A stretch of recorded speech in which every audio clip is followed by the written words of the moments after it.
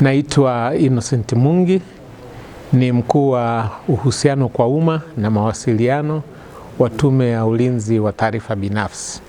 Leo tulikuwa na kikao na Baraza la Biashara Mkoa wa Njombe, ambako tumekuja kuwasilisha mada kuhusu dhana ya ulinzi wa taarifa binafsi, na nia ambayo ilituleta hapa ni kuzungumza na baraza hilo kwa ajili ya kuhakikisha kwamba mkoa wa Njombe unatekeleza na kuzingatia sheria ya ulinzi wa taarifa binafsi pamoja na kanuni zake. Ya usajili wa taasisi zilizoko Njombe sio mzuri sana, na ndio maana tuko hapa.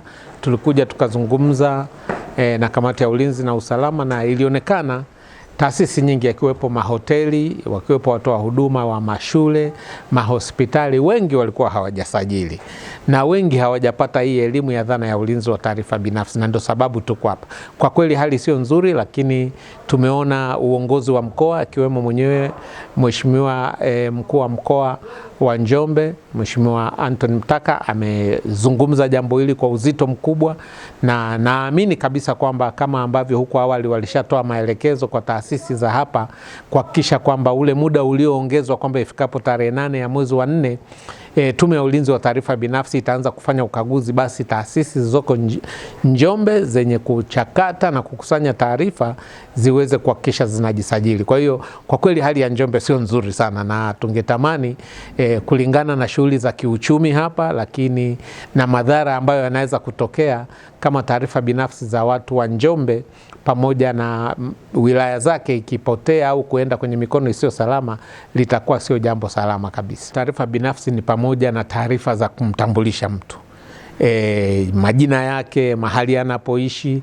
lakini pia hata miamala yake ya kifedha, hali yake ya afya na kadhalika, hata hali yake ya elimu.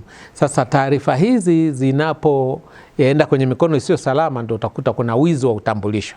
Mtu anakuta kwamba jina lake na picha zake zimetumika, mtu amefungua akaunti labda mtandao, lakini hata benki, na akaweza kufanya wizi na kadhalika. Lakini kuna madhara ile ya kujua mtu fulani kaingia benki, katoa hela, sasa anatoka nje, anapigwa risasi, labda anapata madhara ya mwili, lakini anapata madhara pia ya kupoteza fedha, na inakuwa ni maisha magumu sana baada ya pale. Lakini taarifa za kiafya, mtu anaweza kunyanyapaliwa. Kwa mfano wale ambao labda wanaishi kwa matumaini, unakuta kwamba taarifa zake zimevuja, kwa hiyo watu wanamnyanyapaa, watu wanamkimbia na kadhalika.